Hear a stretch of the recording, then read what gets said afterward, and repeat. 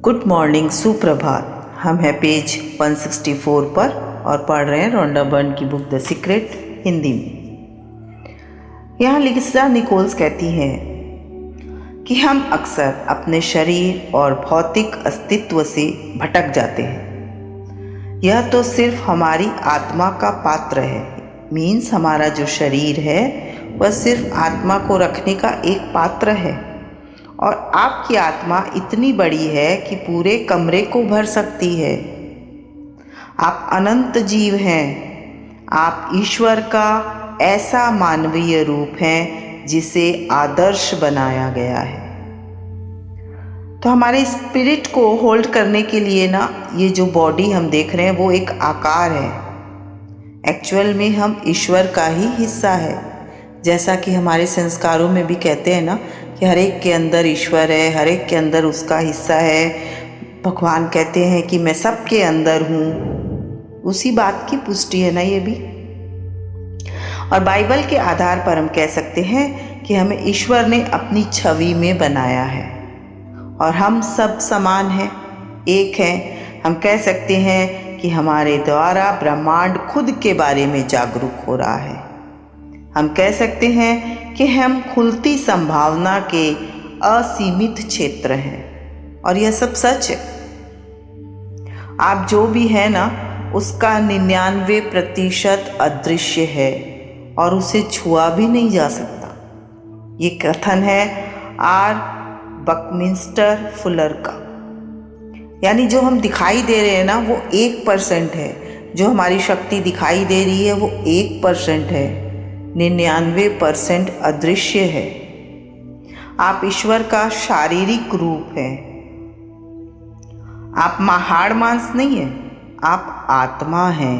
आप शाश्वत जीवन है जो खुद को आपके रूप में प्रकट कर रहा है।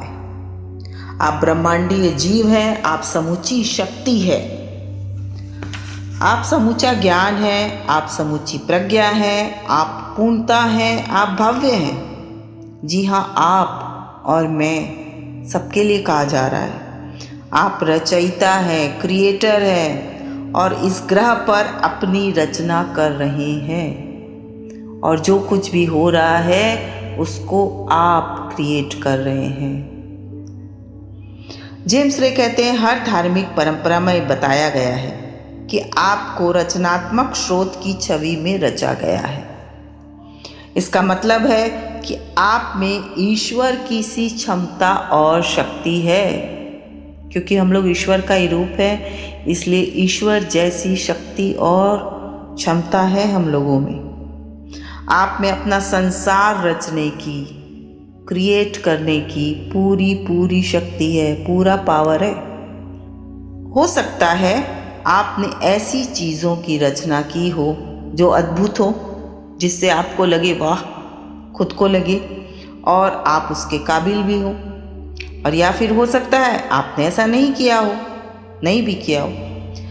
तो मैं चाहता हूँ, जेम्स रे कहते हैं कि मैं चाहता हूँ कि आप इस सवाल पर विचार करें, सोचें कि आपको अपने जीवन में जो भी कुछ मिल रहा है ना, क्या आप उन्हें सचमुच चाहते हैं और क्या वे सचमुच आपके काबिल हैं। अगर वे आपके काबिल नहीं हैं तो फिर क्या यही उन्हें बदलने का सही समय नहीं है?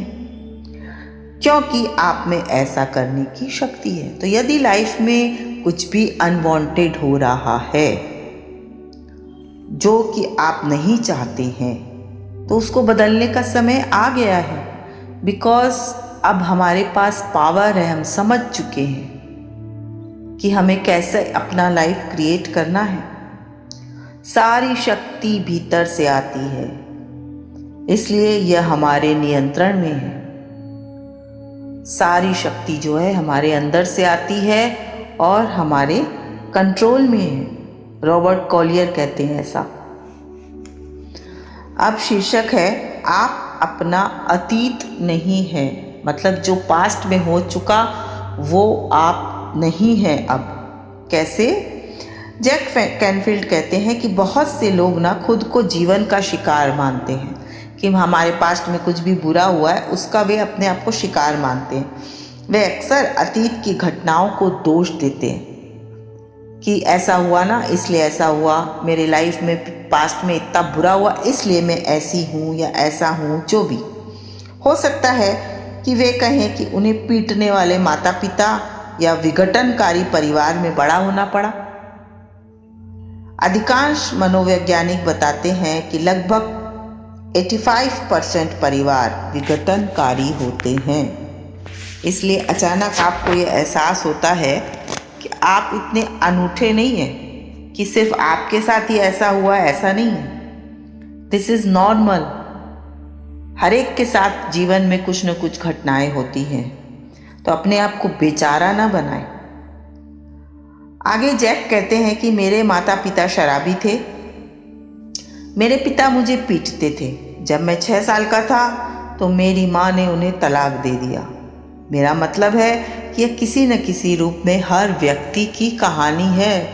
हर व्यक्ति की कहानी में कुछ न कुछ ऐसा है।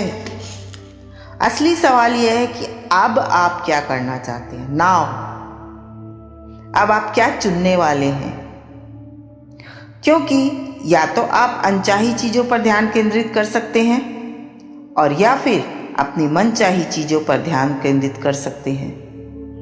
और जब लोग मनचाही चीज़ों पर ध्यान केंद्रित करते हैं तो अनचाही चीज़ें गायब होने लगती हैं और मनचाही चीज़ें बढ़ने लगती हैं। तो एक वक्त ऐसा आता है जब अनचाहा इस हिस्सा बिल्कुल ओझल हो जाता है। तो जिस पास्ट को आप नहीं चाहते हो उसको बार बार याद करने से आप उसे और वेलकम करते हो। तो अनचाही चीज़ों को याद न करें, उन पे फोकस न करें, मनचाही चीज़ों पर फोकस करें, उन पर ध्यान लगाएं। चूज करें राइट बातों को सोचने का, सही चीज़ों को सोचने का चूज करिए। प्रेंटिस मेलफोर्ड कहते हैं कि जो व्यक्ति अपने मस्तिष्क को जीवन के स्याह पहलू पर केंद्रित रखता है, स्याह पहलू मतलब जो बुरा हुआ है, कुछ दुर्घटनाएं, कुछ अनचाही बातें, कुछ काली यादें, वह अतीत के दुर्भाग्यों और निराशाओं को बार बार भोगता है। यही नहीं, वह एक तरह से भविष्य में वैसे ही दुर्भाग्यों और निराशाओं के लिए प्रार्थना करता है। मतलब ऐसा है, अगर हम उन चीज़ों को याद करते हैं, पुरानी बातों को, like we are praying for our bad future. अगर आपको भविष्य में दुर्भाग्य के सिवा कुछ नहीं दिखता है तो आप दुर्भाग्य के लिए प्रार्थना कर रहे हैं और निश्चित रूप से आपको यही मिलेगा। तो भविष्य के लिए अच्छा सोचें। ऐसा हो जाएगा तो क्या होगा, वैसा हो जाएगा तो क्या होगा। सिर्फ काली बातों को न सोचें, अनचाही बातों को न सोचें। हम लोग कहते हैं ना कई बार, क्या पता, मैं तो कुछ भी कर लूँ मेरे साथ ऐसा ही होता है, ये बुरा ही होगा, मुझे पहले से ही पता था। और फिर वैसा हो जाता है क्योंकि हमने पुरानी उसमें ऐसी एनर्जी डाली है। ऐसी एनर्जी न डालें। तो राइटर कहती हैं, अगर आप अपने अतीत की मुश्किलों पर ध्यान केंद्रित करते हैं तो आप वर्तमान में अपने लिए ज़्यादा मुश्किल परिस्थितियाँ उत्पन्न कर रहे हैं। इसे छोड़ दें, चाहे यह जो भी हो, इसमें आपका ही फायदा है। पास्ट कुछ भी था उसे आप छोड़ दें, उसमें आपका ही फायदा है। अगर आप किसी से द्वेष रखते हैं, दुश्मनी रखते हैं या किसी पुरानी घटना के लिए किसी को दोष देते हैं तो आप सिर्फ अपना नुकसान कर रहे हैं। अगर पुरानी घटनाओं को सोचकर, याद कर दुखी होते हैं तो हम खुद अपना ही नुकसान कर रहे हैं। चाहे दोष किसी दूसरे को दे रहे हों, बट नुकसान हमारा ही हो रहा है, क्योंकि आप ही एकमात्र ऐसे व्यक्ति हैं जो उस जीवन का निर्माण कर सकते हैं जिसके कि आप हकदार हैं। और जब आप सचेतन रूप से अपनी मनचाही चीज़ों पर ध्यान केंद्रित करते हैं तो और अच्छी भावनाएं भेजना शुरू करते हैं तो आकर्षण का नियम प्रतिक्रिया करेगा, एक्शन लेगा और हर अच्छी भावनाएं, हर मनचाही चीज़ आपकी ओर आने लगेगी। आपको तो बस शुरू करना है और ऐसे करते ही जादू की छड़ी घूम गए जाएगी, ऐसा फील होगा आपको। सच में होता है फ्रेंड्स ऐसा।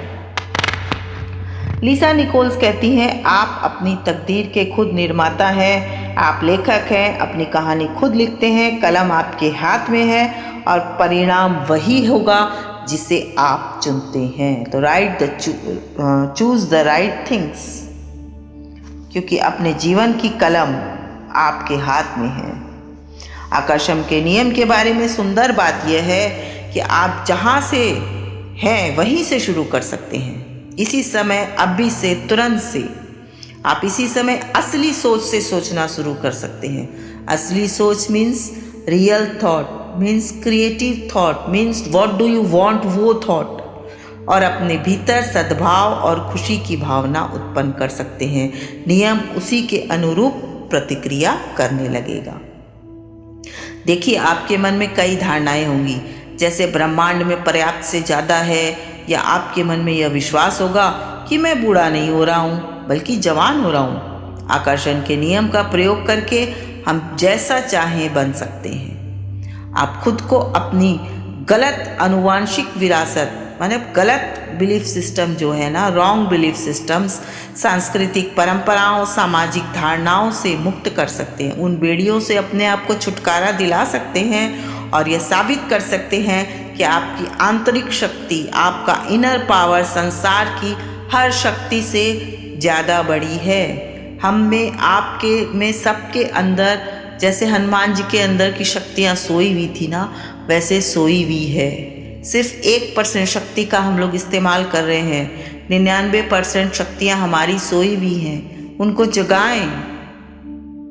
हो सकता है आप सोच रहे हो ये बहुत अच्छा लगता है, लेकिन मैं यह नहीं कर सकता, या मेरी पत्नी मुझे ऐसा कभी नहीं करने देगी, या मेरा पति मुझे कभी ऐसा करने नहीं देगा, या यह करने के लिए मेरे पास पर्याप्त पैसे नहीं है, या मैं यह करने के लिए पर्याप्त शक्तिशाली नहीं हूँ, या मैं इसे करने के लिए अमीर नहीं हूँ, मैं नहीं हूँ, ऐसा नहीं हूँ, वैसा नहीं हूँ, ये नहीं हूँ, वो नहीं हूँ। तो ये जो मैं नहीं हूँ का जो हर वाक्य है ना, वो एक रचना कर रहा है, क्रिएट कर रहा है। क्या क्रिएट कर रहा है? आई एम नॉट, यही क्रिएट कर रहा है। जो आप बोल रहे हो वही क्रिएट कर रहा है।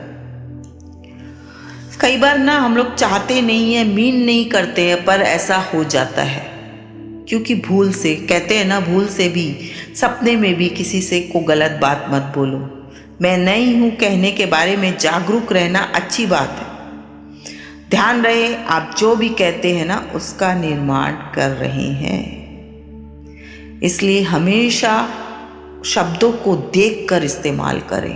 भूल से भी गलत शब्द ना बोलें, सपने में भी ना बोलें, अनचाही चीज़ों को ना बोलें और न सोचे। बोलेंगे नहीं तो सोच में भी धीरे धीरे ऑटोमेटिक करेक्शन होते जाता है। Thank you, thank you, thank you. आज के लिए इतना ही। करीब करीब बुक के एंडिंग पर हम लोग हैं, 2-3 दिन का और है session. Thank you for being in my life. Thank you, thank you, thank you so much.